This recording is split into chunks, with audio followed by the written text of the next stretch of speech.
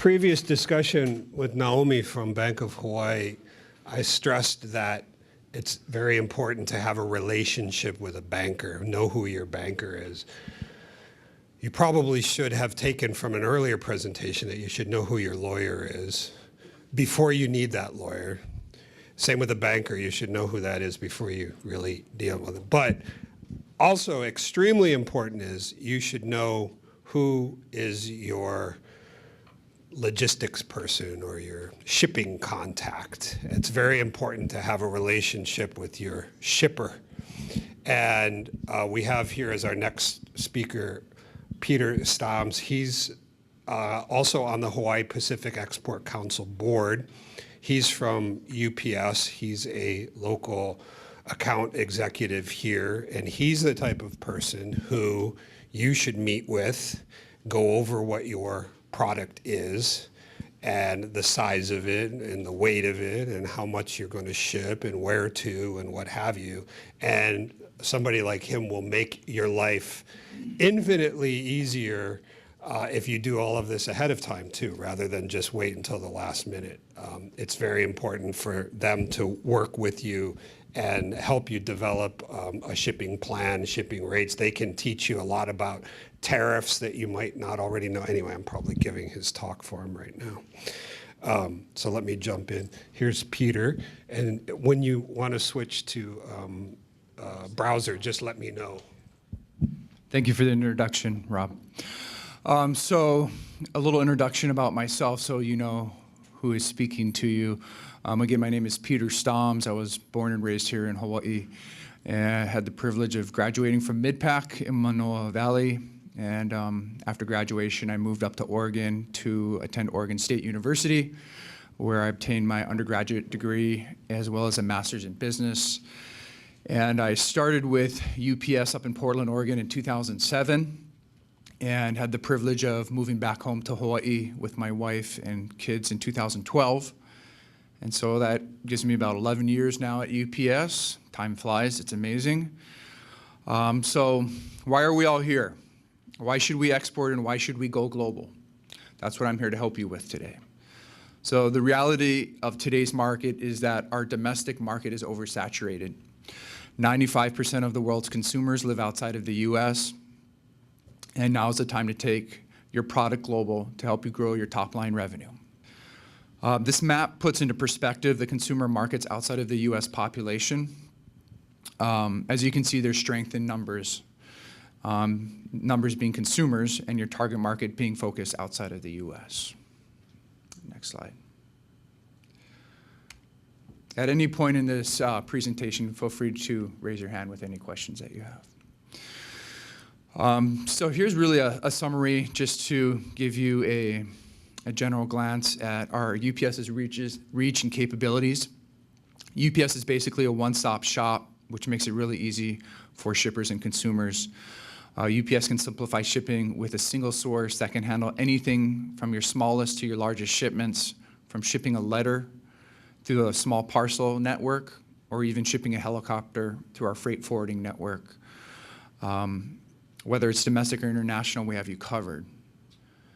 Our international export services cover over 220 countries and territories worldwide, and we keep control of your product in our network by utilizing as much of our asset-based supply chain as possible.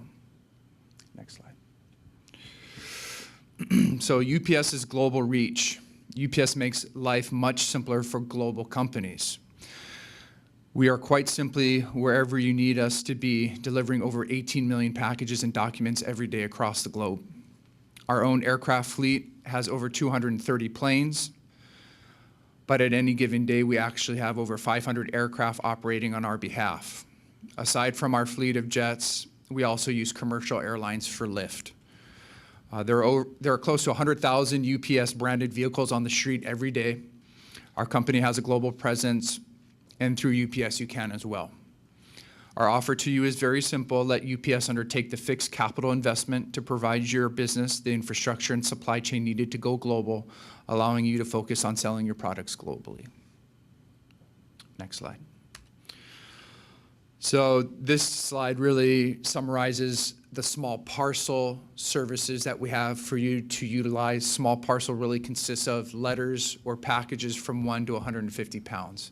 You can ship as many 150-pound packages in one shipment as you wish, but again, the limit weight per package is 150 pounds.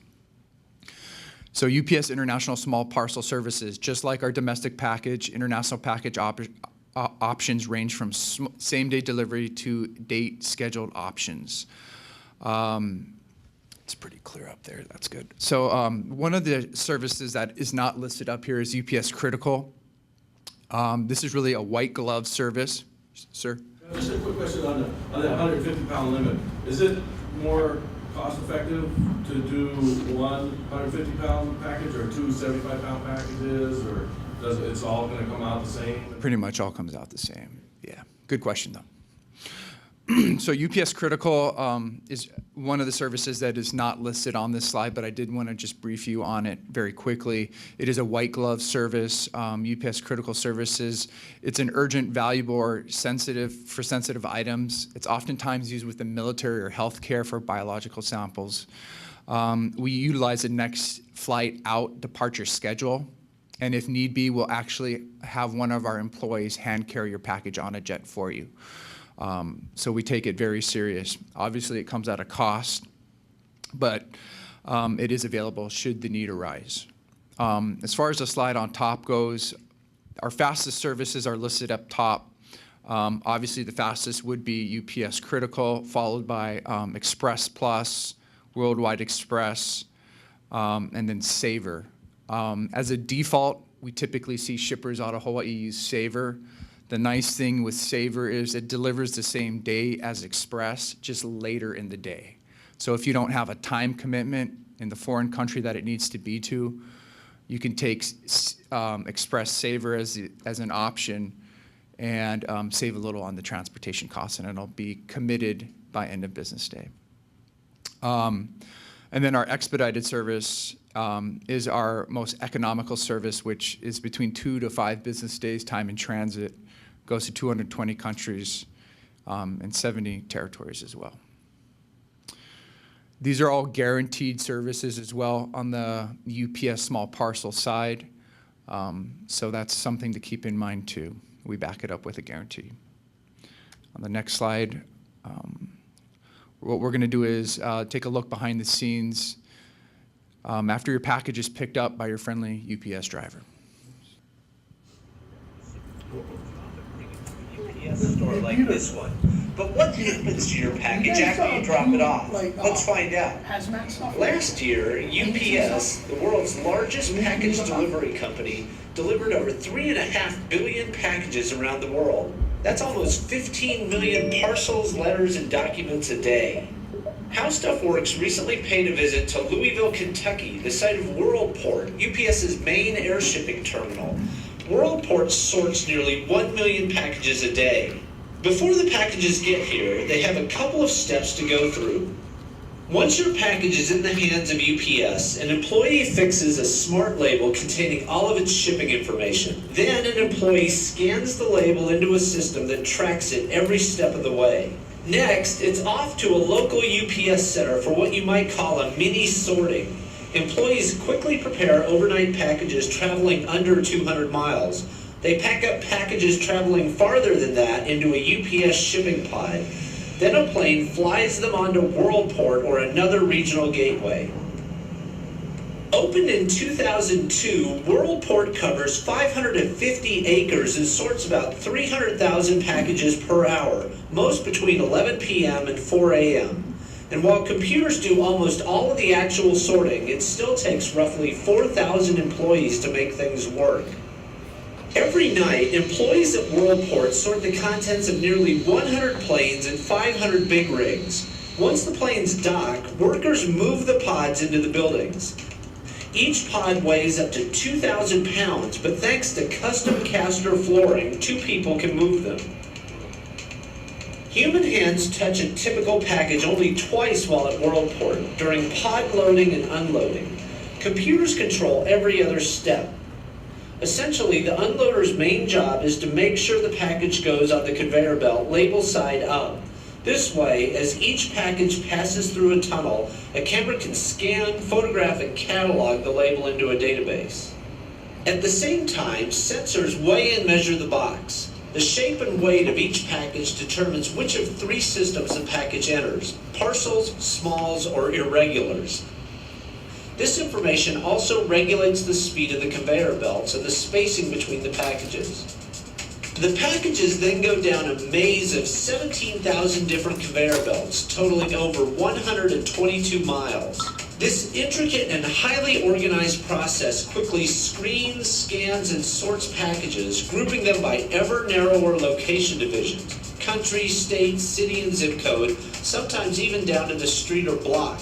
Despite all these levels of intricacy, most packages are in and out of the building in less than 15 minutes. Now that the packages are thoroughly organized, employees hand-pack them into the proper pods and load them back onto the plane. Then they're flown out. The Operations Planning Control Room at Worldport coordinates each pod's delivery location, sending planes out to local and regional service centers all around America and the world. Once they arrive, employees unpack the pods and load the packages into the more than 90,000 cars, trucks, motorcycles, and other assorted vehicles that UPS uses to make their deliveries. Finally, a UPS driver scans the smart label to finish the delivery and let everyone know that the package has officially arrived. So now you've seen the whole process, from the store to the door. I'm Marshall Brain, and that's how UPS works. Even though I've been working for the company for almost 12 years, every time I see that video, my mind is blown. Pretty amazing.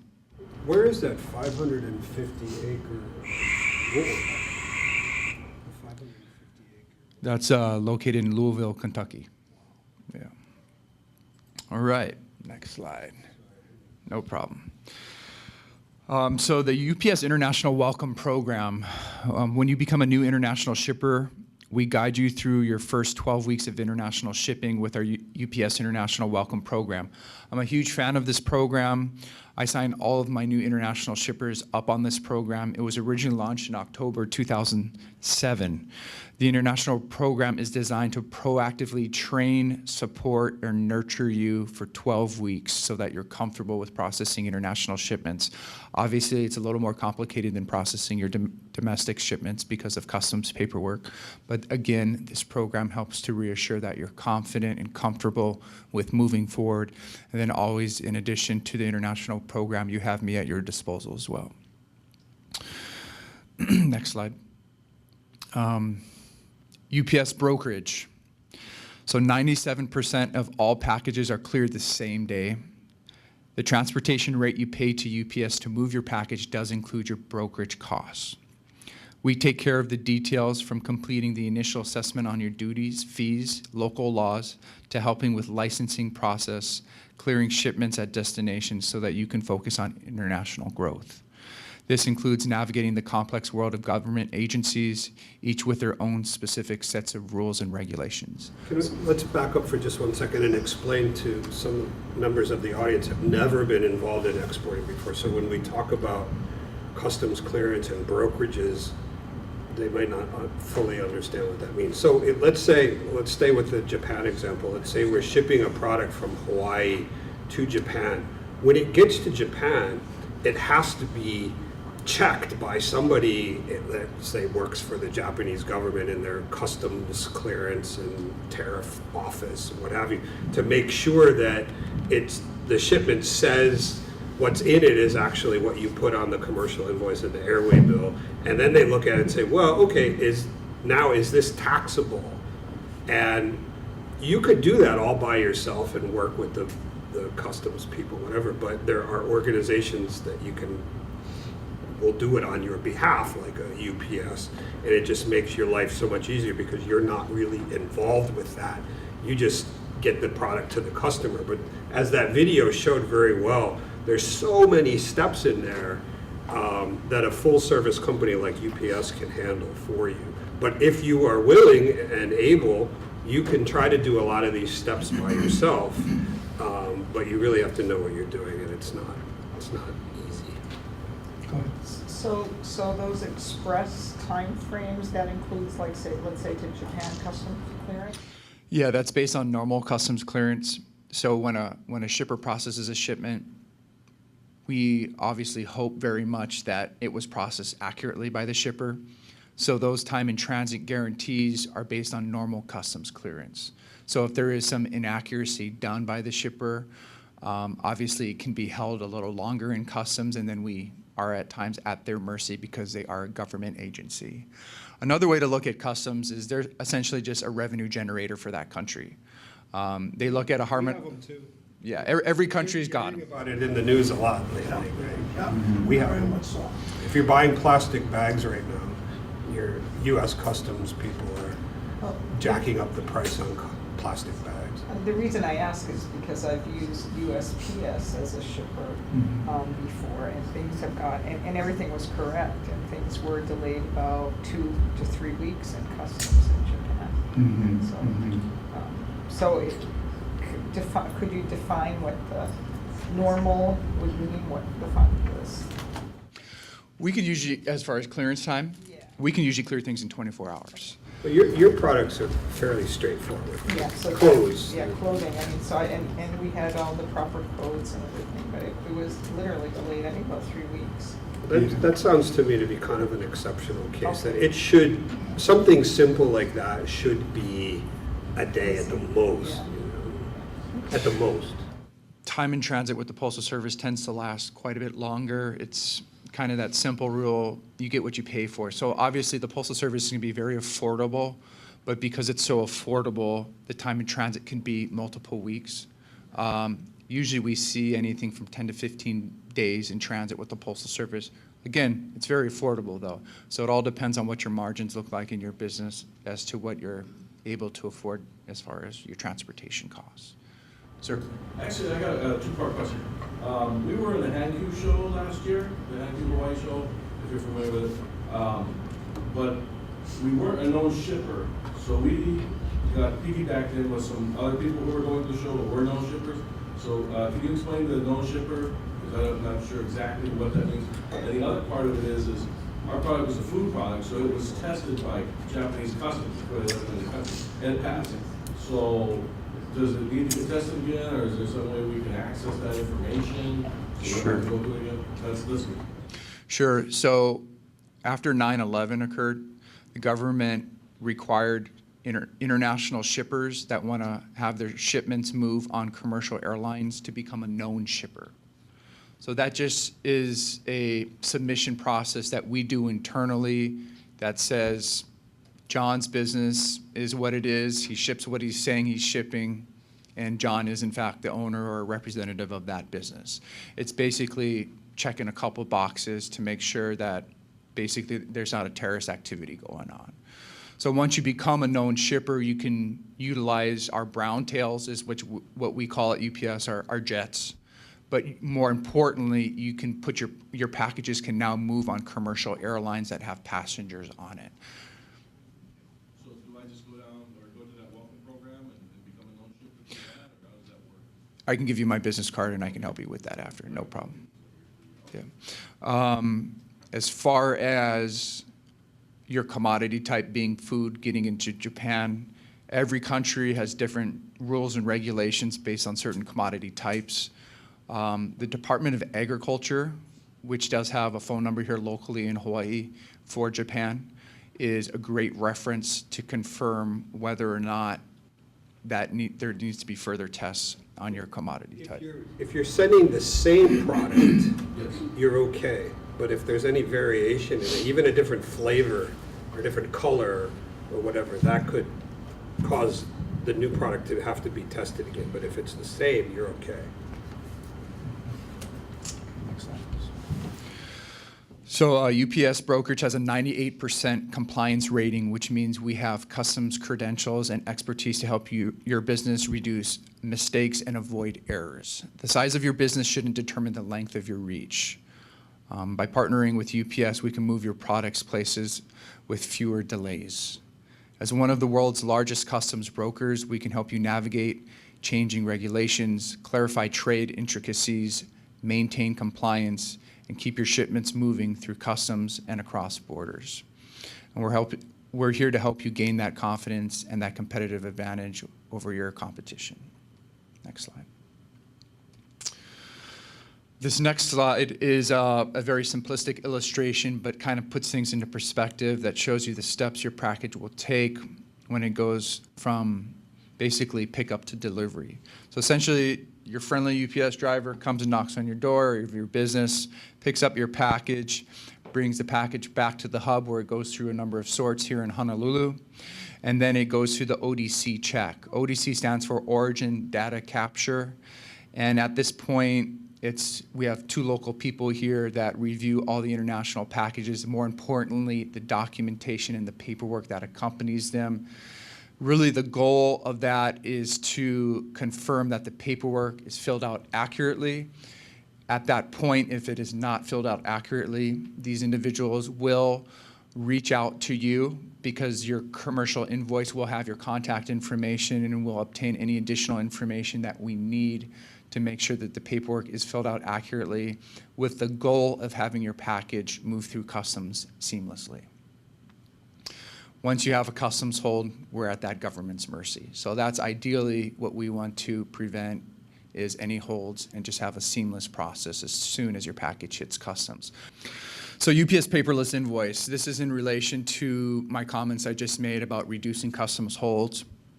So UPS Paperless Invoice is unique to UPS and it is patented technology.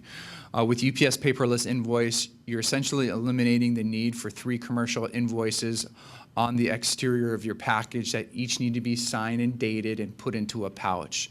It's time consuming and it leaves you at risk because there are a number of hands that will touch your package as it moves through a network to get to a foreign country.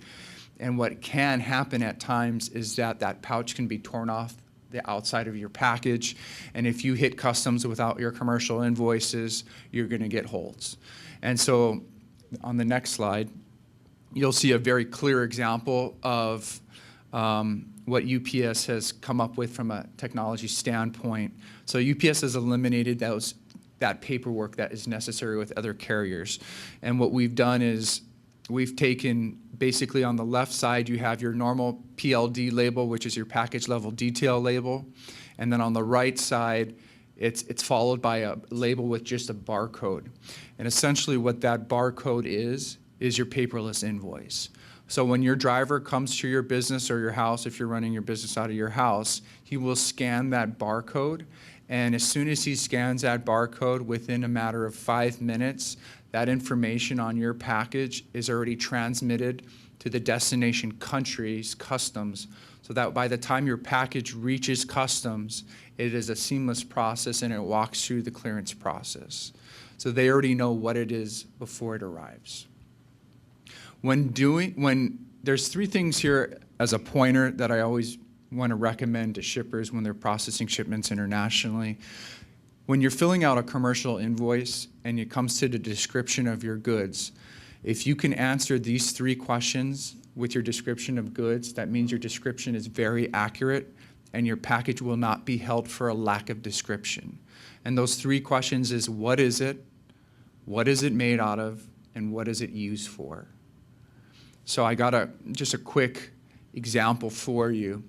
If you're shipping a men's cotton collared shirt for casual business wear, that's a good description of a product. What is it? It's a men's collared shirt. What is it made out of? Cotton. What is it used for? Casual business attire. Make sense to everybody? So please keep that in mind. Is it okay to do those descriptions in English? Yes. Basically, as we know, English is pretty much a universal language of business around the world. So don't worry about trying to put it into a foreign language depending on which country you're going to. On the next slide. So UPS has a suite of technology solutions. These are free to you.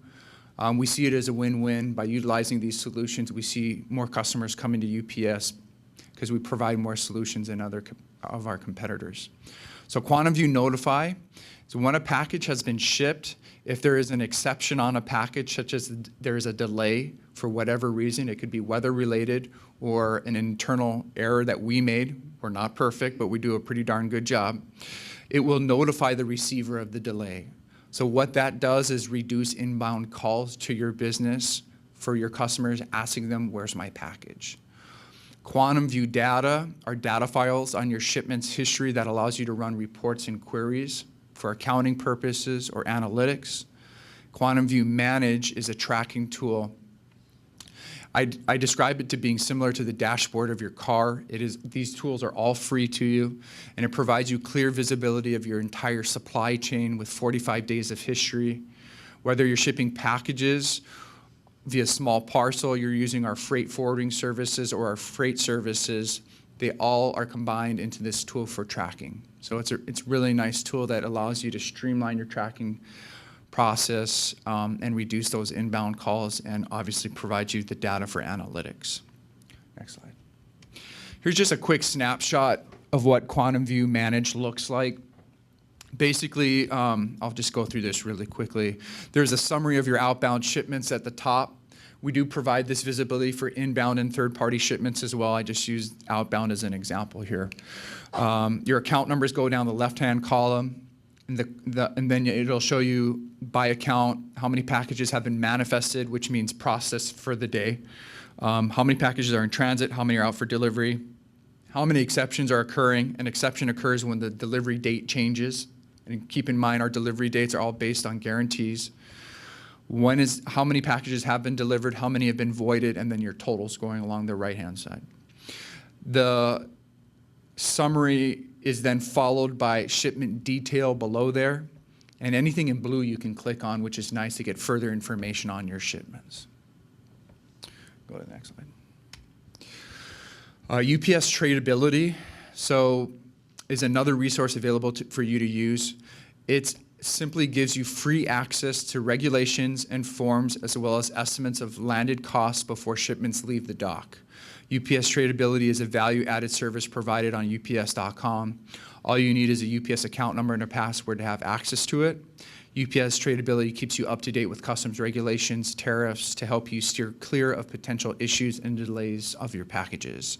It's a suite of information based on services from the savvy international shipper that helps you confidently manage the movement of your goods in a timely, efficient, and compliant manner. It can help you improve regulatory compliance, reduce operational expenses, and streamline your trade process and your global supply chain. It also allows you to receive global information updated on a timely basis and stay in the know on new security, compliance initiatives, trade agreements, which is a big topic these days, customs regulations, duty rates, and import and export processes. Next slide. So what are top international customers looking for? So we've talked a lot about your side of the shipping side of the business, but what are a lot of your customers looking for? UPS spends an exorbitant amount of capital into researching customers, customer behavior, customer trends, what's happening in the marketplaces. We as an organization are looking to continually grow internationally. So hence the information that I have here. So what are top international customers looking for? 76% want a total cost of their order and a separate line item for duties and taxes. 76% of those are your customers. 73% of your consumers want their price represented in their home currency. 62% of your consumers want options for speed and delivery. So as you can see to the right, I did take a snapshot of a local business here. I'm not going to mention their names, but I will read it out loud to you. It's kind of hard to read. But this is what they have listed on their website for their international consumers. You can let me know what you guys think of it. International prices do not include customs duties or applicable local sales taxes. Duties and sales taxes are the responsibility of the recipients and are based on each country's import regulations. Please contact your local customs office for more information about duties and taxes. All duties and taxes need to be settled at the time of delivery. Shipping costs for returned or refused packages will be charged back to the origin credit card used for payment. As a consumer, I wouldn't be too encouraged to ship internationally with this customer. So what did they do right? They offered speed of delivery. What did they do incorrectly? They did not provide a landed cost, meaning a cost that provides a duty and a tax. They did not display the landed cost in that country's local currency, which leaves you guessing what your true cost of the product is. And they tell you to contact your local customs office to figure out your duties and taxes.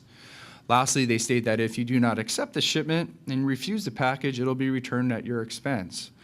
So again, what we want to try to do is make it customer focused, and we want to provide them as much information as we can at their fingertips to give them the confidence to buy your commodity, because that's the goal, right? We want to make more sales. Recall back to very early in the day when I said one of my key tenets in marketing and sales and just business in general is to make it as easy as possible for your customers to buy from you. And if you were reading that, would you suggest that was the way that was working out? We may not have time later in the day to go through this e-commerce presentation, but one of the key points of the e-commerce takeaway of the e-commerce presentation is that free shipping rules.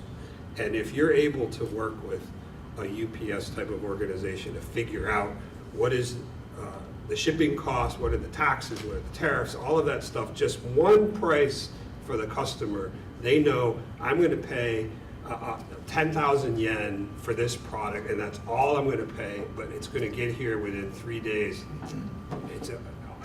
It's a license to print money if you can do that. I agree. So on the next slide, iGlobal. So it's a separate business from UPS. However, it is a UPS partnered business that we work with to help customers increase their international sales. The iGlobal store is a single point of interface to everything necessary for cross-border e-commerce success. When you log into iGlobal stores, you are logging into a proprietary technology developed by experts in international e-commerce.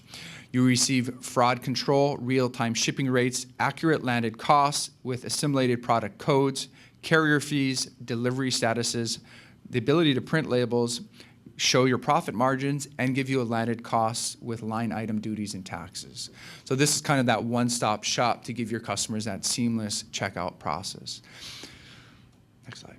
Can I also add, sorry. Go ahead. No. This morning I was talking about using A4 paper versus standard letter size paper. If you're going to work internationally, you're going to have to get used to kilograms, centimeters, millimeters, dimensions like that. If you start talking to a customer in Japan about, well, my product weighs about 3 pounds, they have no idea what you're talking about, what 3 pounds are, right? You really have to start getting used to grams and this sort of thing. And a company like UPS is very used to that. You know, if you tell them the product weighs 3 pounds, they're going to convert it and show everything in Japan in terms of kilograms and grams and what have you. But in your mind and at your company, you need to start thinking about that and making that, putting that on your website. If you're trying to attract Japanese customers, don't put pounds and inches and things like that. They have no idea what that means. It pretty much goes for everywhere in the world, except here. Maybe the UK you can get away with it, but that's about it. Sorry. So this next slide is just a little quick snapshot. Again, 76% of your customers want a total cost of their order with duties and taxes clearly stated. 73% want all prices that are stated in their home currency, and 62% want speed in delivery and reliability, as well as options for service levels. Not everybody wants something immediately, and not everybody wants something at an economical service level. So keep that in mind, please, as well. There is obviously a cost associated with our third-party software through iGlobal. We do have ways to help you offset that cost through our customer technology program. So it's a very helpful program that helps us subsidize those costs, especially for smaller businesses that are getting up and running in the international marketplace. Next slide. This is just a quick snapshot as an example of what things can look like on your website. Notice how it says, thanks for visiting Portugal. So it's very much accommodating the Portuguese consumer. The software really helps your foreign buyer to feel welcome. It's a very welcoming landing page for them. It gives the consumer the option to prepay their duties and taxes in their local currency so that their package doesn't show up on their door with a delivery guy and he's asking for additional payment, which oftentimes tends to be a rude surprise for the consumer and oftentimes can result in a returned shipment and a lost sale. It also offers multiple payment options as well as shipping options. So again, just a quick little snapshot of what it can look like on a website. In addition to that, on the next slide, what this is showing you basically, it's showing you the shopping cart through iGlobal again, and it clearly states the cost of the product, states the cost of the shipment, and clearly states the duties and taxes. This is what foreign consumers want to see, and this will encourage them to make that purchase. This will also help you to lower your shopping cart abandonment rate. Next slide. With that said, UPS has become much more aggressive in our international pricing structures. We are one of the few carriers that has a direct flight from Oahu to Hong Kong. We can get your packages there in 48 hours, being 2 business days. So keep that in mind.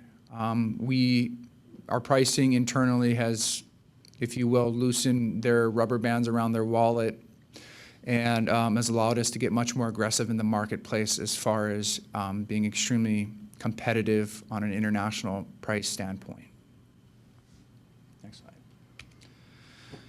slide. Lastly, thank you very much. There's nothing. If there's one thing that I would like you to take away from today, it's that UPS is not just about transportation. Take away that mindset. I want you all to know that we are truly about logistics, a combination of robust supply chain technology, solutions, services, and account representation to help you grow your business. Thank you very much. Thank you. Keep being patient. Questions for Peter? There is one. You list, you and Ryan are on here. What if somebody's on Maui or the Big Island? How do they get UPS? So you can always contact me through Rob, and then I can, based on your geographic location, I can direct you to the correct account representative. In a nutshell, I handle Oahu from the airport to Hawaii Kai, about 98% of the businesses. We do have a senior account manager, Deidre Barnum, who handles the largest businesses that are Hawaii origin businesses. And then Ryan Sakai handles basically west of Aiea, around the backside of the Ko'olaus to Waimanalo. I handle Kauai, and Ryan handles the rest of the outer islands. Okay. If, aside from using the iGlobal service, if we just have our business account with you folks, it will still figure out all of the tariffs and duties? Yeah, the trade.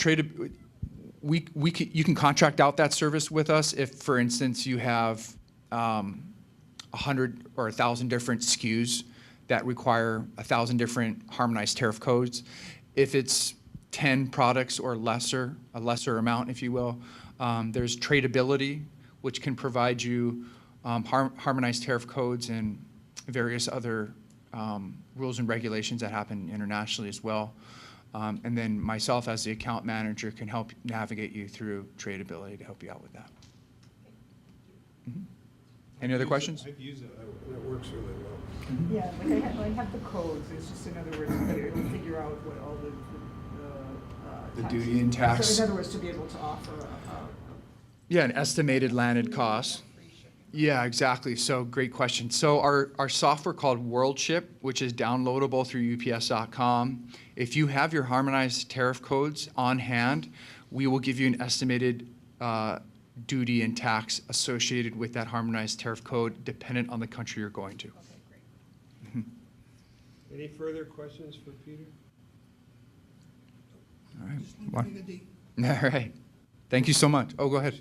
Sometimes when we buy like $50 or $100 more, they have free shipping. Do they have like a package for that kind? Sorry, free shipping.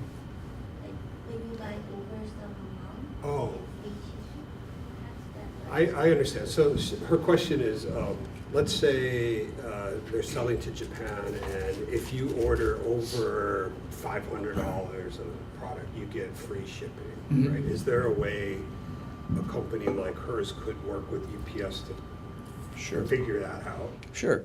Everybody's rates are based on frequency of shipment, and we do look at your total domestic and international spend to come up with pricing structures for your international shipments.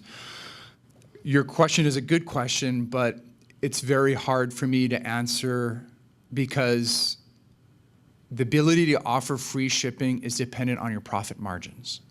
So for instance, I have a basil shipper that wanted to ship to Canada, but what we saw with their basil shipments is that their margins were so thin that they could not absorb the international shipping costs to go to Canada. I work with a lot of jewelers in Hawaii. Jewelers have very healthy profit margins. It's no problem for the jewelers to be able to ship internationally and offer free shipping. So really it's commodity specific and business specific to answer that question. Does that make sense? Yeah. It's definitely a possibility, but again, it just depends. Okay, again, I would leave it that I can't reiterate it clearly enough that it's good to have somebody like Peter as your partner, and you have them on speed dial and what have you, and you have a relationship that you can figure these things out. Don't just call and expect this to be worked out this afternoon. It's an ongoing process, and I really believe you have to meet with Peter or somebody like Peter and show them the products, how they pack, what's the smallest possible dimension you can get it into, if it's, for example, jars and glass, and how would you pack it to prevent breaking, and do the products need to be refrigerated or what? I mean, be super specific with them, and they can help you. That's what he's there for, is to help you figure that out. And again, I specialize on the small parcel side of the business. So again, that's anything from a letter to a 150-pound package. And again, you can ship as many 150-pound packages in a shipment as you wish. I do have other representatives that work on the freight forwarding side of the business. And that would be examples of international air freight and international ocean, or as well as domestic freight. So you can always come to me with your questions. And if I'm not the specialist in that field, I can definitely direct you to that individual and provide you their contact information so that you can work with somebody who's local and is definitely happy to help you grow your business. Okay, thank you again. Okay, next up, we're going to jump into the U.S. Commercial Service. Our friend John Holman is here. John is your U.S. government employee based here at the Foreign Trade Zone in the other building over there. And it's his responsibility to help you from a U.S. government side get your products and services overseas. Can you turn down the contrast on the shirt, though? I don't know if it'll show up on video. Great, thank you, Rob. Is it best for me to stand here or over on this side? Any preference? Right here? It's good. Okay, cool.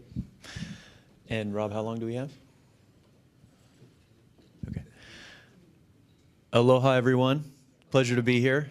I'm John Holman. I serve as the director of the U.S. Commercial Service Office here in Honolulu, providing coverage for the entire state of Hawaii. So any businesses located here in the islands that are looking to connect with federal resources in countries around the world, we are here at your disposal.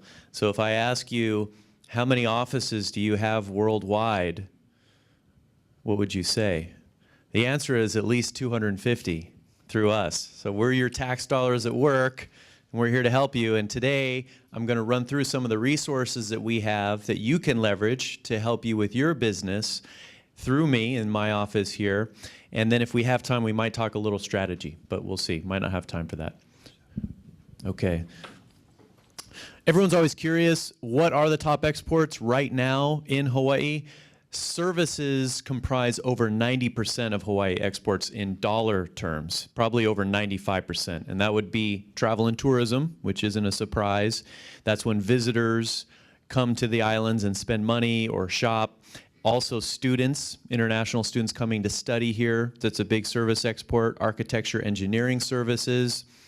And then when we look at products, this is what we typically think of, and that's what most companies coming through this program are looking to do, is export products. We see here some of the top categories, consumer goods and agricultural and processed foods. Can anyone guess what the #1 Hawaii product export is right now? Cookies was a guess. Cookies, I'm not sure, are in the top 10. Macadamia nuts are in the top 5. Yeah, good guess. Right now, Hawaii's #1 product export is shrimp.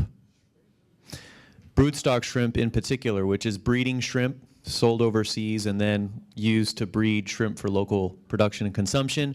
Second is bottled water. Much of it comes from the Big Island and then exported. And then you see there mac nuts, coffee, papaya, juices, seafood. Apparel, cosmetics products as well, kind of round out top export products.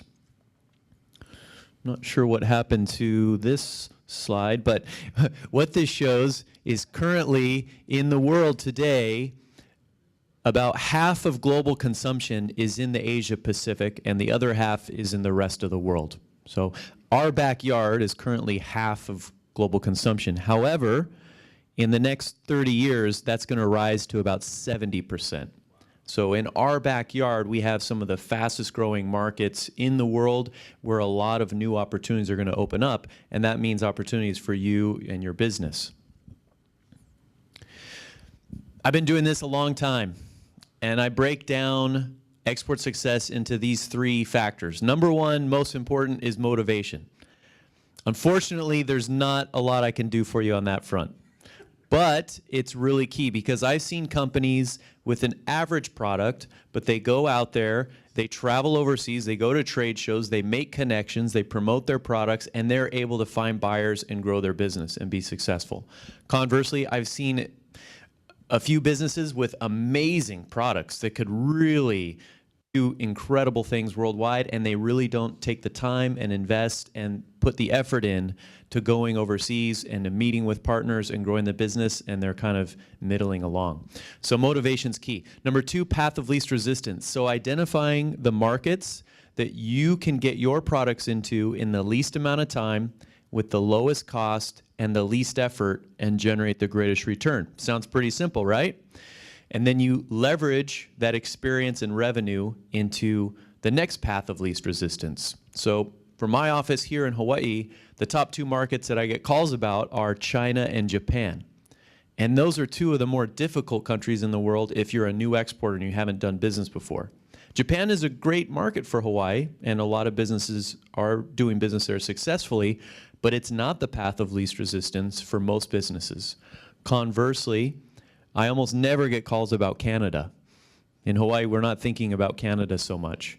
But Canada is a great market where we have a free trade agreement, similar language and business culture, ease of doing business, contracts are honored, intellectual property is honored, and virtually no tariffs on most all goods. My point is, for your business and your product, identifying that path of least resistance is really key for your long-term success. Otherwise, you can spend years banging your head against a wall trying to get into a market that's tricky. And #3, great partners. So you know how important it is for your business to work with people that you can trust, that you know are going to pay you, they're going to represent your brand or your business well. Now that is even magnified when you're doing business in countries thousands of miles away with a different culture. People speak a different language, have different values, different features or attributes of the product appeal to them specifically. So having great partners at the outset is critical. And I've seen time and time again where Hawaii businesses will just partner up with somebody because they're not doing business in Hong Kong or in Korea or wherever. And then 2 or 3 years go by and that relationship sours, or that representative isn't doing a good job in the market, and you've wasted that time, maybe you've lost money, maybe you've damaged the brand, and it's harder to come back and be successful. So these are the 3 keys, and it's pretty simple, but keep these in mind as you're developing your strategy for your own business. Now I'm going to share with you a little bit about our organization and the resources available for you to tap in. The U.S. Commercial Service is an agency within the United States Department of Commerce. We have 108 offices across the United States, including mine here in Honolulu, and we have offices in 80 countries around the world, most often at the embassy, sometimes in the business districts, to help you grow your business and connect in these markets. The last time we quantified this was last year. For every dollar in taxpayer funding our agency receives, we turn that into $192 in sales for U.S. companies. How many government agencies can say that, right?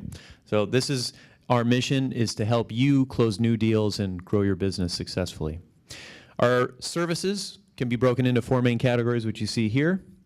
Market research. So identifying that path of least resistance is looking to see what's out there. What are the trends? Where are the opportunities? Where are the trade shows that you want to be looking out for, going after to exhibit and connect with other partners? We have thousands of reports on our website, export.gov.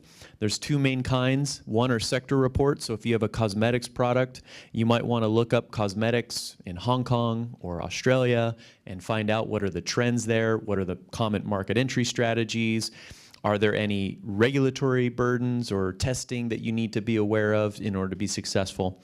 And the other type of report is called a country commercial guide. And this is a report that my colleagues in country produce every year, an update, and it tells you everything you need to know about doing business in Brazil, in France, in South Africa, from a U.S. perspective. So those are the 2 main types of reports you'll find on export.gov in our market research section. You can just go on the main site, type in the search bar what you're looking for, and it'll pop up. Trade events. We take trade missions of U.S. companies overseas, usually based on a particular sector where we know there are opportunities for U.S. firms. We also have an international buyer program. This is where we bring foreign buyers to the major trade shows in the U.S., about the 40 largest shows. Most of these are on the 9th Island in Las Vegas, which is where most of the major trade shows are. So if you like going to Vegas and your industry is having a big show there, check to see if we are doing an IBP where we're bringing in foreign buyers. And we actually do facilitate the matchmaking there. Certified trade fairs, these are shows on the foreign side that we endorse and we do matchmaking for you. So if you're thinking about going to a show in Hong Kong or in Japan, check to see if it's a certified commerce event, and we may have some matchmaking services for you there. And then single company promotion, this is a customized event for your business if you want to get in front of a particular audience, whether it's a grand opening, a networking reception on the sidelines of a conference, and we can set that up for you to network and connect with some key partners. Yeah, question? Because I'm more in the service field. Sure. Than more in the goods. Does the rules, as far as like, if I went over to, say, South Korea, like, oh, thank you. If I went to South Korea as an individual, like, I'm looking into that, and they require, like, you have a work visa. And that seems more like, okay, if I'm an individual, but if I'm a business, does the same thing apply? Like, does the business need like a... Yeah, if you're just going over short term, like you're going to a trade show or you're doing an exhibit, I don't think that would apply to you. You might be able to go over on a business visa. If you're going there longer term, say 6 months or a year, you might need a different type of visa, but that would be handled through the State Department. And if you go on the U.S. Embassy's website in Korea, they would be able to guide you on, what your purposes of travel are and what kind of visa you'd want to apply for. Does that make sense? Okay.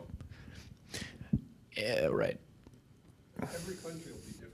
Yeah, every country is different. So it's the U.S. Embassy website in that country is usually the best place to go to find out what the current regulations are for entry. Now, finding great partners, one of those top 3 keys to being successful in exporting, and that's one of the things we help you do best. One of our most popular resources is called the Gold Key service, and this is a matchmaking service for you. If you tell us, I'm looking for the Whole Foods equivalent in Canada, and we currently sell the Whole Foods in Hawaii, maybe the West Coast, and we're trying to expand to Canada, that's who we want to connect with. What we would do is we would then contact my colleagues in Canada in the regions we're looking to export to, and then contact the Whole Foods equivalent, or maybe distributors or joint venture partners, whatever type of partner you're looking for. Tell them about your business, your products, what you're trying to do. We may send over samples in advance so they have a hands-on experience with your products. And then those that are interested in pre-screen, we arrange one-to-one meetings for you and them. It's a very effective service because as the U.S. government, it shakes out less legitimate partners on the other side and gives you immediate credibility in the eyes of the prospective partners. And so a lot of companies will use that in order to get in the door. When you go to a trade show, you meet a lot of people, you collect a lot of business cards, but after the show, what do you do with all those cards? And how do you know which of those people behind those cards are really going to be well suited for you and your business? So this is a little more targeted. An initial market check, this is kind of halfway to a gold key where you just say, I'm interested in Indonesia. I'm not sure if there's potential for me there. Can you do kind of that initial gold key analysis? And we'll do that. And if it comes back positive, we find some partners that like your product or service and they want to work with you, we can then convert that to a gold key service. There's a small fee for that, and I'll explain that in a moment. The international partner search, it's a gold key, but instead of setting up meetings, we provide you with a contact list. With a gold key service, we set up meetings for you in person. We arrange the venue, transportation, translator if necessary. All you need to do is show up, and everything's arranged for you. International company profile is a background check. So I'm sure we all get these inquiries, hello, sir or madam, I want to purchase your products, and you have no idea if this is legitimate or not. Well, this is a background check. Even maybe someone you met at a trade show, you're still not sure if they're a good partner for you. We can do this check on their legal standing, financial standing. Sometimes we send someone from the embassy out to their place of business to interview them, and this ensures some confidence in the person or company you're working with. And then Fuse is an online promotion where you get a promotional banner on our website in that country. And what's great is because the U.S. Embassy is linked to thousands of sites in that country, your product automatically surges in the search results of the search engines used in that country because it's suddenly linked throughout the country via this promotion. Consulting. So all those questions you have about logistics, about regulations, about taxes and tariffs, about market entry strategy, culture, those are things we can help you with. And just knowing what you don't know can help a lot. And then as questions come up, as you go to a show or you're negotiating with a partner and questions come up, we can help you to answer those questions. And if I can't answer the question myself, we'll always reach out to my colleagues in country and get it straight from the market, what the latest is, and share that with you so that you have some confidence in knowing how to do business properly in that country. And resolving trade issues and having some confidence that you're doing things the right way. There's some resources that you should check out. Our primary trade portal is export.gov. There are videos on there on e-commerce, on logistics. They're usually shorter, so they're kind of a taster of some of the key points that you want to know about. And then, of course, the market research library, how to look up tariffs and taxes for various countries. It's a wealth of information. HawaiiExportSupport.com is our local website with the Hawaii Pacific Export Council, and we put up information more relevant to the local Hawaii audience there. And then export-u.com has some free webinar tutorials, usually about 20-25 minutes on various export subjects. And this is really valuable. There's even one on costing and pricing your products in country and globalizing your website. So those are two that are unique and really useful for your business. We're a government agency. We're not allowed to make any money. Congress requires that if we're doing a service in country, we do something called cost recovery. So if you contact my office and you say, hey, I have questions about this country or strategy or taxes or tariffs, all that information's free. If you want to do a gold key in a country for a small business, that's $950 for a day of meetings. If you do the initial market check first, it's $350, and then we would apply that to the $950 if the results come back positive. So very reasonable. If you're a big company, anyone here employ over 500 people? No, okay. Then everybody qualifies for that discounted low company rate. That's for bigger companies like Google and Boeing that are clients of ours. If they're needing a service, we charge them a higher price. That allows us to serve small businesses at a more reasonable cost. Can I interject? Yes. If you qualify for the export assistance from DBET, you can pay for that. That's right. Yeah, thank you, Rob. Appreciate that. So DBET has a very generous program through the High Step program this year, and if you apply to get some money to execute your export plan, you can use those monies for a gold key service or to travel overseas or to do an international company profile.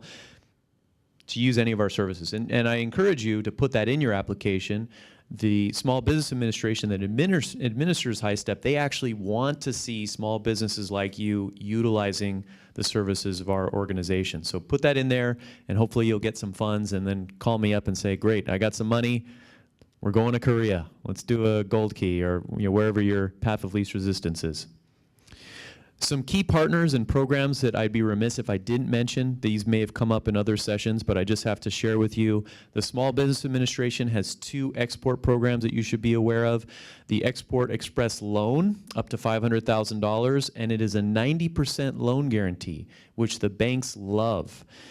SBA's other loan programs, like their 7A, I think it's around 70%. I'm not exactly sure the exact percent, but it's a lower threshold. But if it's export related, they move that up to 90%. So your lending institution loves to see that, and they're more likely to move forward with a loan if it's export related.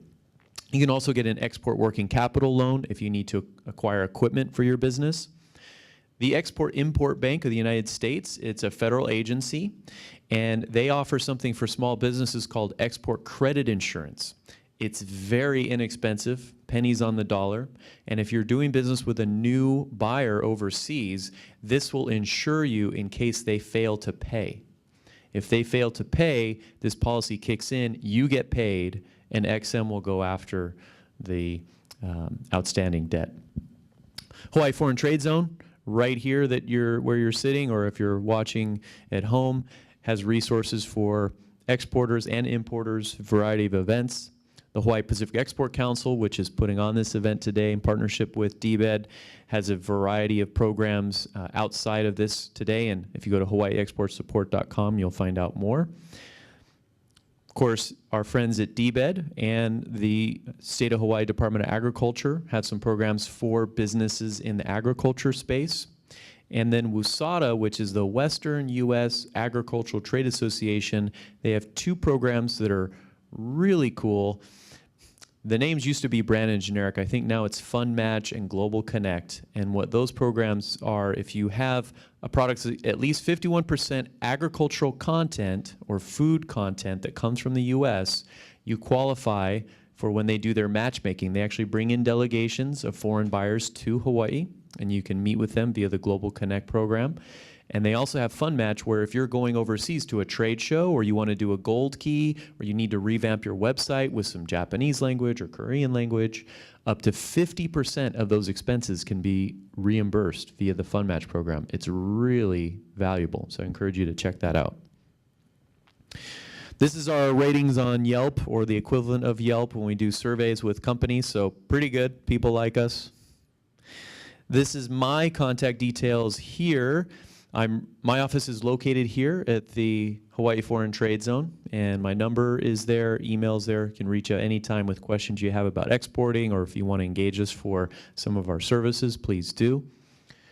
Rob, do we have time for questions? Or okay, do we have any questions about our resources or export strategy?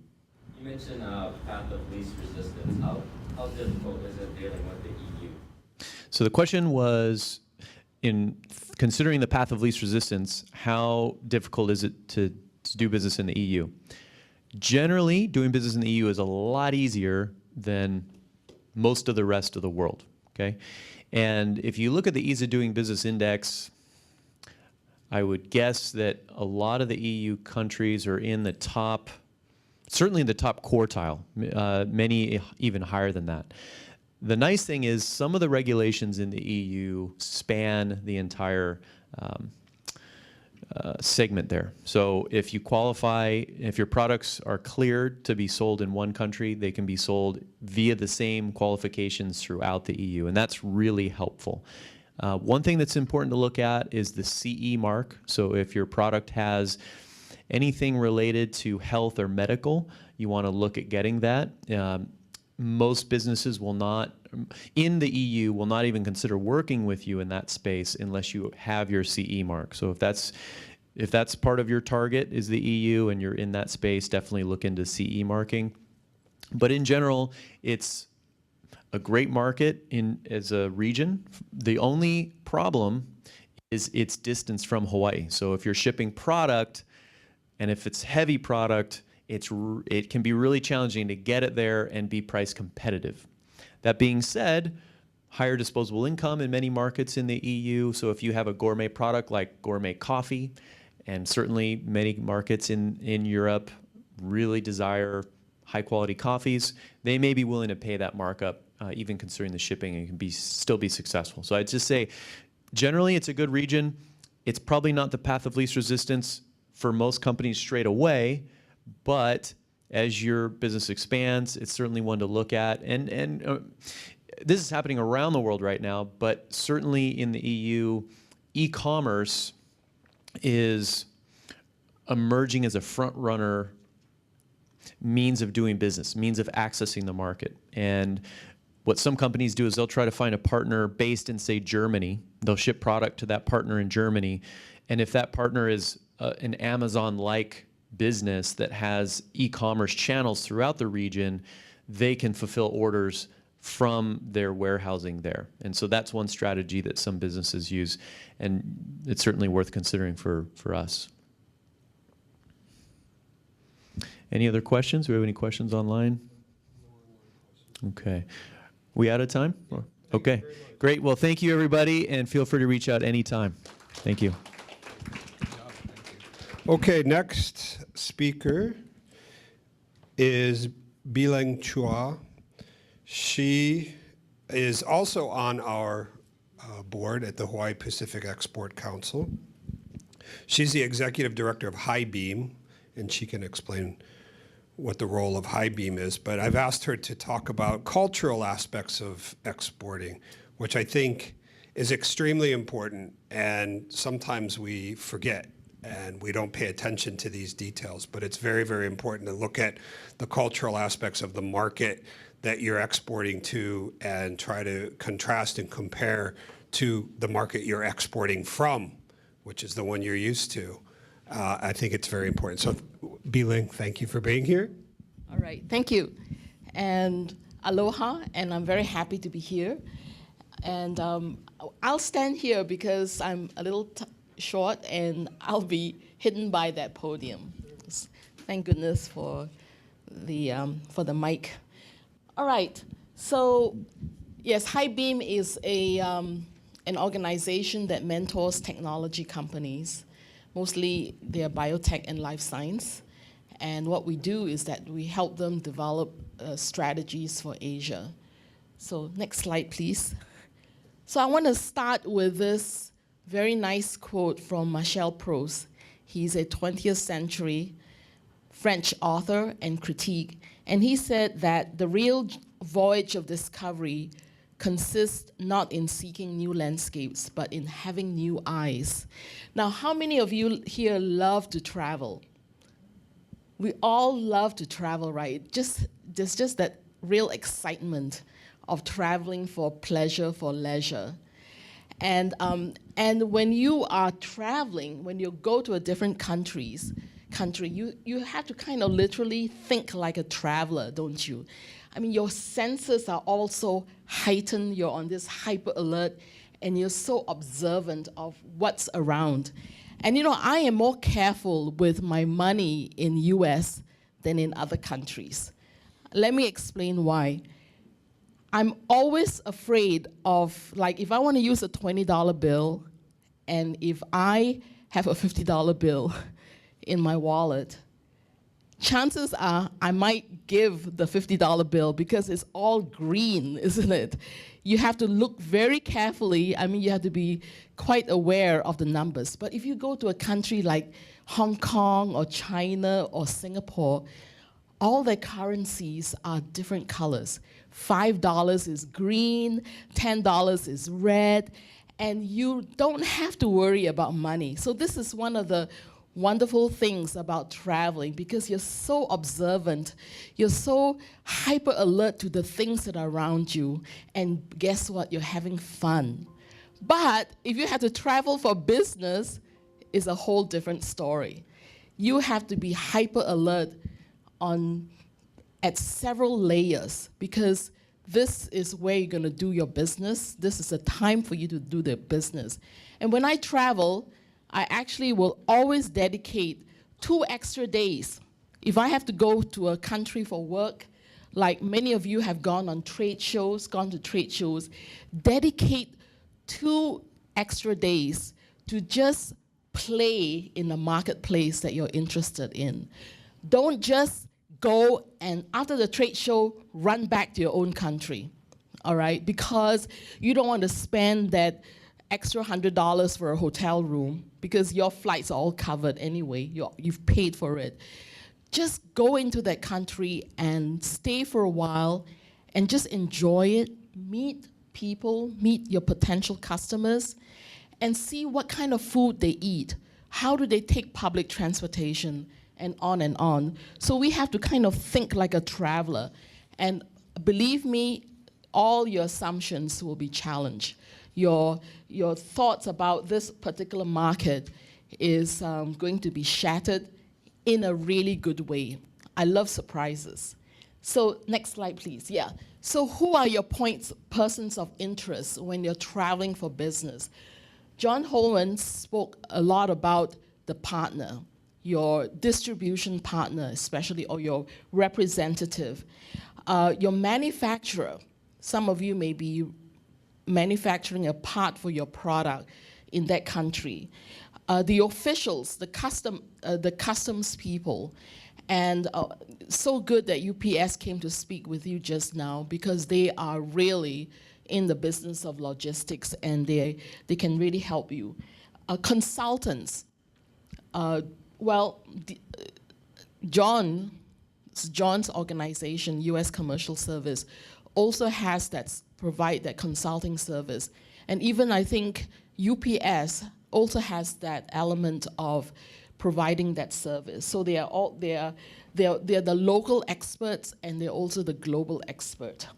And of course, you have service providers. Like when you stay in a hotel, you have to navigate, you have to talk to the people there because you need the help. Or even like the interpreter, you may have to work with an interpreter when you are in the country. So let's go to the next slide. All right, so I put together this little chart. It's called Culture Counts. And I've kind of very simply divided these opportunities to experience, and they can even be barriers if we're not careful about it. So one big thing is, of course, the language. Of course, Peter Stam from UPS said that language, it's not so much of a problem because it's the international English is the language of business. Yes, it is, but just don't make the assumption that they understand everything that you say, because they have to translate your language into their language in their heads.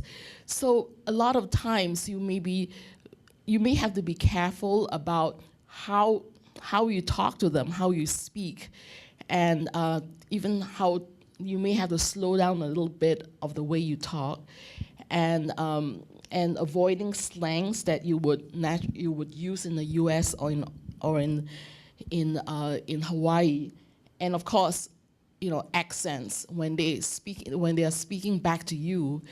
You also have to be very careful and listen to understand what they say. So a lot of your assumptions, like they will be fluent in English, may not be quite right. All right, and then there are also this whole area of nonverbal. We know that we trust the nonverbal information that you're giving to each other more than you would trust the verbal. So you can really manage communicating with your customer or your distributor or anybody that you're interacting in that country when you're managing your own nonverbal, and that is like the use of your gestures, hand gestures. Be sure that it's not something that would offend them culturally. Certain hand gestures will mean very different in certain countries, okay? And also your eyes. In certain countries, the use of your eyes is quite means something. So if you are, if you are like looking very hard at a particular person, it could mean something. Especially if you're a person of the opposite gender.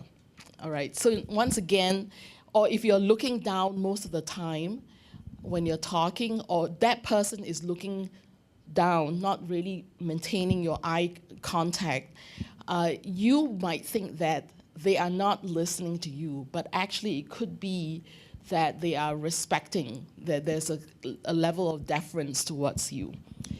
Okay, and the use of space. Certain countries, certain cultures, they want you to maintain a certain distance between you and them. So, in certain countries, they feel very comfortable to being close to you.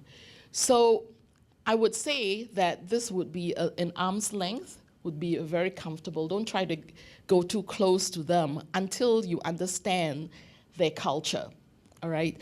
So their use of space is important. So err on the caution. So be more cautious than take the chance. So I know that in Hawaii there's a lot of like hugging and everything. When you greet even strangers. Well, when you go to most countries, this may be something that you can kind of not do, all right? Because, and especially if you are, you're meeting somebody on the. Hugging a total stranger in Japan, can you imagine? I know, it's or even like, they may not even want to shake your hand, right? Yeah, exactly. So, yeah, so I mean, these are so obvious, but but they're interesting to keep in mind. Okay, and then also they have different norms of behavior. That means standards of behavior. So if you're going to a business meeting, you know that you would have to dress appropriately for the occasion, and many countries they would expect, like let's say a man to wear like not in blue jeans but a jacket, and you don't have to kind of wear like a tie, but certain cultures, a casual shirt, a collar shirt, and a jacket would be quite good, especially when you're going there in the summer. But just be cautious, just be prepared to be more formal than casual. Pardon me? Tardiness. Exactly. So always be on time. Not early, not late, but on time. Yes, right. You can be, if you are too early, you can always go to a place and sit out until 5 minutes to your meeting. Then you can go in and greet them. Yes, and then also the use, like I said, the use of time. So be more formal than casual. And in certain countries, you can also bring a little gift, all right? Now, Hawaii is just a wonderful place for little gifts.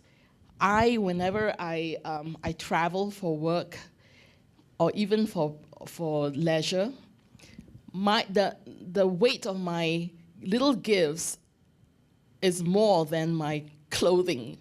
So because there's so many wonderful gifts that you can bring from Hawaii to those countries, like the little box of chocolates or cookies from Big Island Delights or anywhere. And I think maybe some of you also make those make those products as well. And even like a little fashion wear from your business, just a little gift. They really appreciate that a lot. And then of course, you have to attempt to understand what values are important to them. So these are some of the values that I thought of as I'm preparing to speak with you. And I feel like it's no different from your own values, isn't it? So let me give you an example. Transactional. I buy or I sell, you buy. And that's the extent of our relationship. Well, some countries, some cultures, maybe just that. Maybe in the US, that's what it is. You know, we may be more transactional than relational. And then also, everybody values being respected. So in certain cultures, they take it to a new level. In fact, you have to be so aware of things that could embarrass them because it makes them kind of what you call lose their face. That means that you have embarrassed them and they feel kind of bad about themselves. So there are certain things that you may have to be a lot more sensitive to. And what about this thing called reciprocity? You know, when you meet a potential customer or a partner, observe how welcoming they are. Usually in Asia, they are so welcoming. They'll even pick you up at the airport. They will take you out for meals and do all kinds of things that are special for you. But if they were to come back, if they were to visit the United States, to your country, would you be able to do the same? Would you be able to offer them that level of hospitality? All right? So be very aware of their regard or their value of reciprocity, because reciprocity is a way of building trust. And a lot of these countries, in these countries, building trust and building relationship is for the long term, and they want that. They value that. So you need to take kind of like the long view. It's not a going in and coming out of that country. And also it affects the way you negotiate with them too. So you may have to kind of take some time or give yourself a longer timeline for them to agree to that relationship, to agree to that business relationship. And being aggressive and being pushy for an answer will not serve you well. Okay. All right, so next slide, please. This is the last one. So I would say that how do you master all these cultural barriers and even opportunities? I would say that be proactive. Coming here, attending this course, Export University, is already the step that you've taken to be proactive. Researching. John Holman talked about all those resources that you can look into. Seek advice, the questions that you ask all these experts that came before me. And always check your assumptions. If you have an assumption, just verify it. Talk to somebody who may have gone through that problem or that experience, or even who is in the business of helping you answer those questions. Travel to the place. You know, I've met so many American business people who can't wait to get out of that place once they finish the meeting. You know, in and out, that's it. And it's kind of a badge of courage, right? I arrived yesterday and I'm leaving tonight. You know, what a shame. What a shame, what a waste of your time having gone to the place. Just go there and experience the food. If you make cookies, all right, what's the equivalent of a cookie? They may not call it a cookie, they may be calling it by another name that's in their home language. Or how do you eat it? All right, how do they eat certain things, and how do they eat the food products? Do they eat it during lunch or during dinner or whatever? All right, sights, sounds, and also try a bit of local traveler, because if you take the local transportation and you can navigate through that, it can be a fun experience too. And of course, having that attitude of being interested, being curious, and being positive, all right? If you have a bad, kind of unpleasant experience, just pick yourself up, because the next one you know better, and then you will be able to master it. And of course, be constructive. If you've experienced a problem, look for a solution and recover that with that other person, their partner or their customer. And nurture relationships, going through it like for the long term, and promptly following up as well, because that also shows them that you are interested and you're dedicated. So the use of time is very, is quite complex, but it's interesting to learn. So, and the use of like the space, like when you go to an event where your partner or your customer is inviting you to, wait for them to indicate where they want you to sit. All right, where they want you to sit or where they want to place, and who they will be introducing you to. So hierarchy, where people stand in the organization, is something that you may have to learn as well. If you've been assigned an assistant, an interpreter, or a guide by the company, just remember that their hierarchy is pretty low. They're there to give you a service. So that sense of egalitarianism that most Americans are used to may not work in the country. So most of the time, these people will stay out, they will stay away from you, cannot insist on bringing them to the same table or bring them along to a special event. Always check your assumptions and ask for permission to do things. You never know that they may have a whole set of norms or standards of behaviors that they attribute to people from certain levels of the organization. So all in all, just be safe and be prepared. And you have tons of resources that you've been offered today, and it gives you so much ample time to really discover the culture of that country where you want to do business with.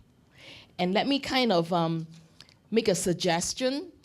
I was very fortunate to meet Andrea here, and she is the managing partner of East Honolulu Clothing Company, and she goes to Japan. And I would say it's a great business card. Lots of color, really reflects your fashion business. And I know that you're already in international business, your customers are in Japan. So let me suggest one thing. After the zip code, add another thing, USA, okay? Because this business card is for the United States, but when you're creating new business card, add the country, all right? And I want to also kind of do a little demonstration with Rob. So business cards are really important. Although in certain countries now, you may have to prepare a QR code, because in China at least, they don't have business cards anymore, but they have a QR code with a smartphone. You're not sure what that is. That's that little black and white. Yeah. code. So you may have to put all your details on that, and then they will scan it. It's such an interesting way of connecting. You know, you all kind of like scan each other's QR code rather than present gifts. But on an occasion when you still have to use a business card, there are several. There's a special way of doing it. All right. So let me demonstrate. I know where you're going with this, and I would just say there's nowhere in Asia that is not more formal than the US, right? I've spent all of my adult life in Asia, and I've never seen a place where it wasn't fairly formal. Japan and Korea can be even more formal, and we'll talk about that. But for example, most Americans, and I see it a lot in Hawaii, I don't know if it's the connection to Las Vegas or what, but most people in Hawaii will pass out their business cards like this, you know, like yeah, just you know, like blackjack or whatever, and it's great. And I just want to slap my head like, oh my gosh, you can't do it that way. So let's pretend like we're Japanese for a minute, or we're introducing ourselves like we would be in Japan. So generally, you will have your cards in a little card case, right? And you have to be prepared. You cannot go on an international business trip, but especially to Asia, you can't go on a trip without having a little card case and having several business cards with you. If you go to a trade show, you could easily get rid of 300, 400, or 500 cards, right, depending on the trade show. So make sure you have plenty. And if you have to say at a show, I'm sorry, I ran out of cards, it doesn't really look like you were very prepared. The other thing I would add to your business card, Bilang suggested putting the country USA there. I would also make sure you put the +1 in front of your phone number, because a lot of people won't necessarily remember that Hawaii country code is +1, right? Okay, so let's pretend like we're just meeting each other in Japan. And I would get ready. I know I'm going to meet here. I know I'm going to get a card, so get a card ready. And I'd come up. I'd have my out this way where my name is, and I just put it on here. I say, hi, sure. And look at the space, as Bilang mentioned. I'm not up on her, how are you doing? Or I'm back, give her a little room. And then if she were giving me a card, I would read it. Yes. And look, what is their title? And if you've read it already, count to 10 in your head, just 1. Make sure you're taking it in, absorbing what the card says, getting the information, look. Okay, interesting. And there may be a talking point from that. Oh, you're based in Sapporo. I love Sapporo. It's a beautiful place. I mean, there's something you can compliment them on about some information on their card. Or, oh, you work at Sony. Do you know Suzuki-san? Or, I mean, something to get the conversation moving forward, right? Okay. Yes, having said that, it's also find out what is the proper way of addressing them, whether it's a Mr.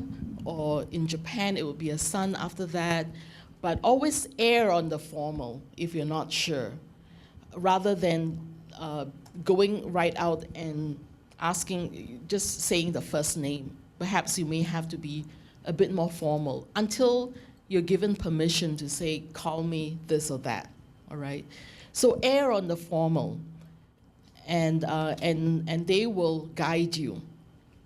Now, your accent is West Texas, right? Or, no, Singapore. so in Singapore, how do we do it in Singapore? What? Introduce each other. It is, well, I would also go on the formal, Mr. or Miss, until I am guided to the proper way. Even in Singapore, you're dealing with multiple cultures, and there's some, I think you're right, you have to be formal. And you can't go wrong anywhere if you just err on the side of being formal and conservative. Would you agree? I would agree. How about yes. in China? What would you do? In China, I would say it's almost similar. In fact, in China, they because of their cultural past, it's even the relationship, the hierarchy is even more of an issue. So it's not as, you still have to respect them when you're meeting a senior person of the company. You may have to address them formally until you are guided to do differently.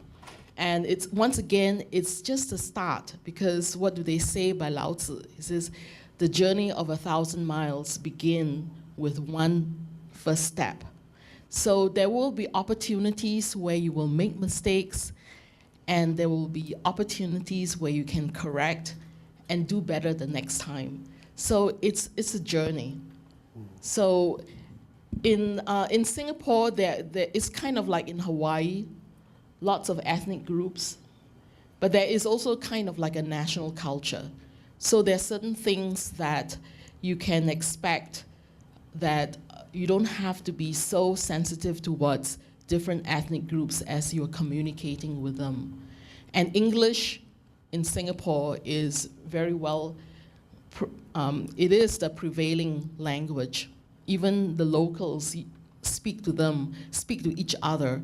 So certain countries are kind of the low resistant, least resistance, because Singapore is kind of like very advanced and they have great infrastructure and it's quite easy to do business. But there's certain other countries that are less so. But once you get into Singapore, then there is Southeast Asia that's around. So you can use actually Singapore as a stepping stone. And you know what's wonderful? The US Commercial Service is in every one of these countries, and they're there to help. And I'm not kind of plugging for them, I'm not representing them, but I've used them before. I know that it works, and I've helped our companies at High Beam also use their service, their Gold Key service as well. Do you have any questions at this point? Do you have any experience? Do you want to share about different culture, as you travel to a different country to do business? You have a question about it? I would reiterate what I said earlier in the day, that particularly in Japan, because so many Hawaii companies want to work in Japan and go to Japan and sell their products and services in Japan. Please do not go to Japan thinking you're going to do that in English. It's just not going to work. You will meet a few people who will speak English to you, and it'll work for a couple of people, but it's not in your long-term interest to be able to do that. And if you really think you're going to do business here with Japanese, you need to have somebody in your company or your organization who can handle Japanese email or deal with Japanese on the telephone. Do not try to do that in English over the long term. It's just not going to work.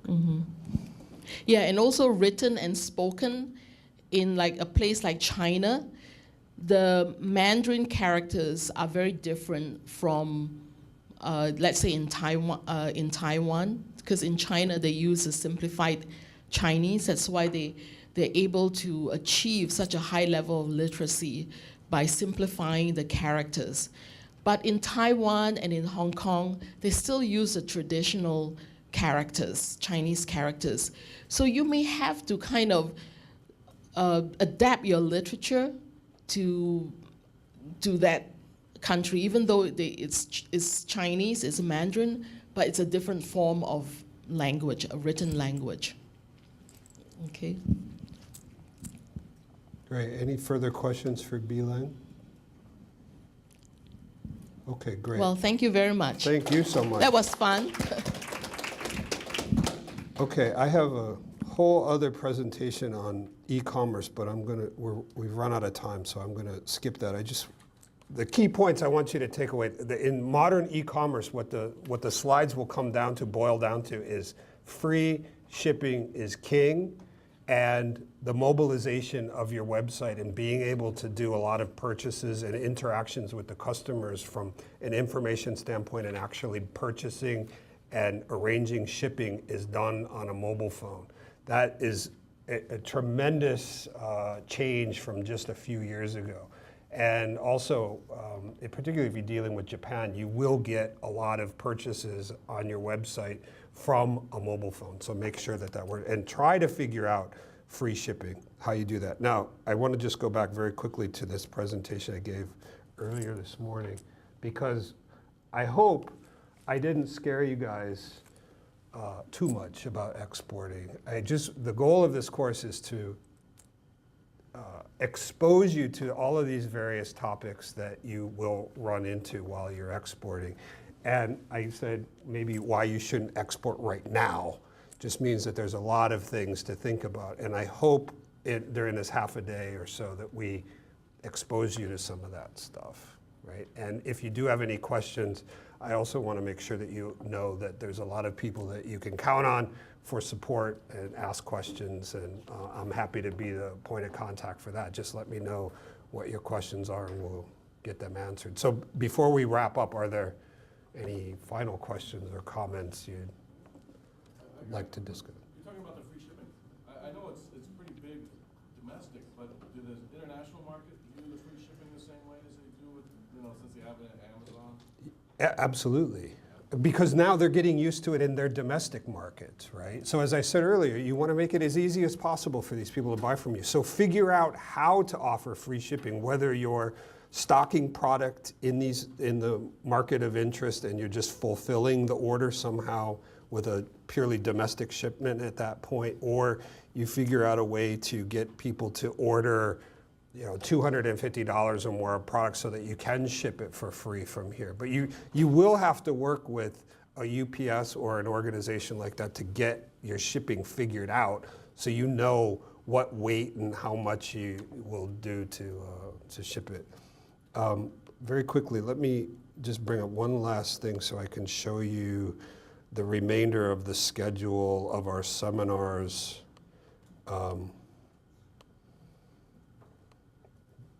For the rest of the year, because I hope to see you at some of these.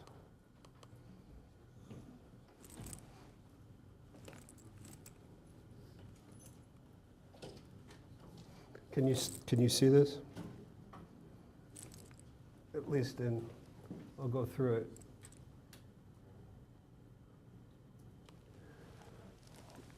Export University, you're at right now. This is the one class we do sort of annually, and then the rest of them change every year to a certain degree. Scaling up operations is in January, but I would add we're doing another one that's a non-high step program with the Hawaii Department of Agriculture's just exporting of agricultural products on December 14th. That's next Friday. It'll be in here. All of these meetings that you're seeing will be in here, and they'll all be by webinar. Marketing in Korea. We tend to focus on Japan, but this year we're doing a little bit more on Korea. So we'll have marketing in Korea, and that's also marketing to Korean tourists who are visiting the islands. E-commerce solutions will be a 2.5 hour program just on e-commerce and what the latest trends are. Protecting your brand, which is trademarking and intellectual property. That'll be April 11th.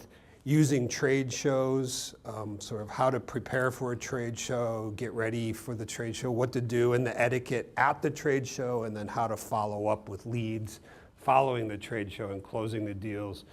Logistics and shipping, we'll have a much more detailed seminar just on logistics and shipping with UPS, and some other shippers will be here to talk about that. I talked about agriculture. Then we're doing one event on contracts only, what new exporters need to know about contracts, and then developing an export plan will be in August to get ready for High Step 2020. Okay? All right, any final questions? Otherwise, thank you very much, everyone, for coming. I hope you learned something, and we greatly appreciate you being here. Thank you.